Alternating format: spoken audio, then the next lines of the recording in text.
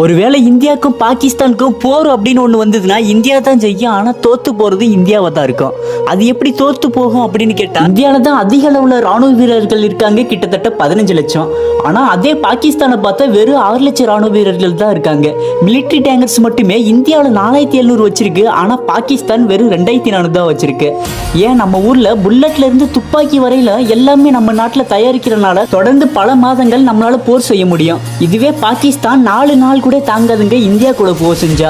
அப்படி இருந்து எப்படி இந்தியா தோத்து போகும்னு கேட்டா, பாகிஸ்தான் ஒருவேளை போர்ல தோல்வி அடைகிற நிலைமையில போயிட்டா தன்னோட நாடே அழிஞ்சாலும் பரவாயில்லைன்னு இந்தியா மேல அணு ஆயுதத்தை பயன்படுத்திடும்.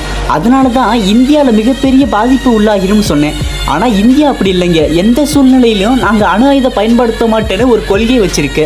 ஒருவேளை பாகிஸ்தான் அணுகுண்டு மூலியமா இந்தியாவை தகர்த்து நினைச்சா நிச்சயம் தன் நாட்டு மக்களை காப்பாத்திட இந்தியா தன் கொள்கையும் தகர்த்திடும்.